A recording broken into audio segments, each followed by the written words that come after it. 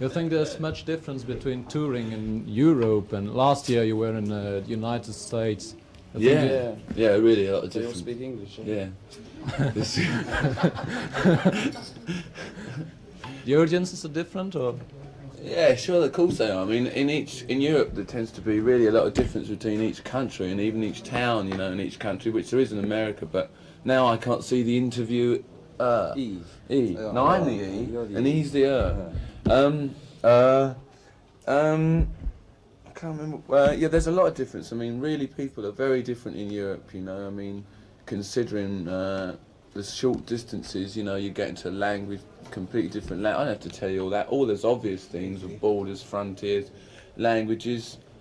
But I mean, it's still playing in a hall, you know, to people. Still basically the same. You're still up on stage playing to a live audience, you know.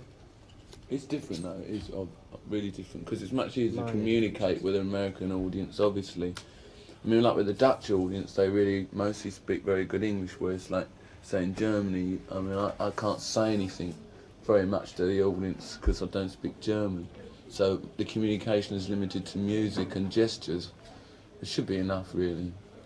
How do you feel towards the audience? I mean, I remember a film when the camera was put on stage, and you could see the audience, the way the Stones see the audience, and these people look, I don't know, the people look a bit...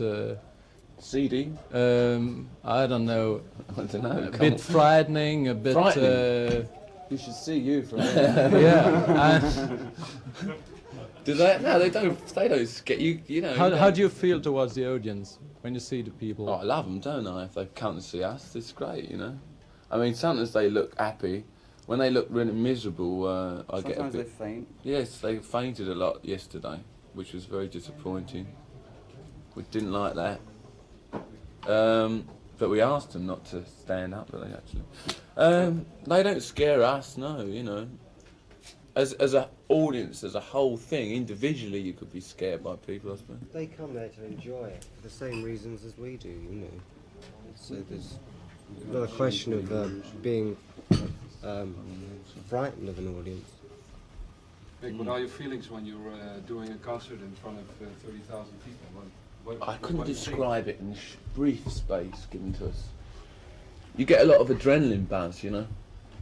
And it's very difficult to describe. I mean, I don't know if you've ever been on stage, but people that, or like, you know, like going on telly for the first time, you know, or something. It's a bit like that. Have the audiences changed? I mean, you've been playing in front of big audience for now about 10 years. Do the crowds react the same way now as they did 10 years ago, or are the audiences different? They used to scream. That used to be the thing. Well, when we first started, they used to just sort of clap and We used to be dance. like the Osmonds, you know. I understand.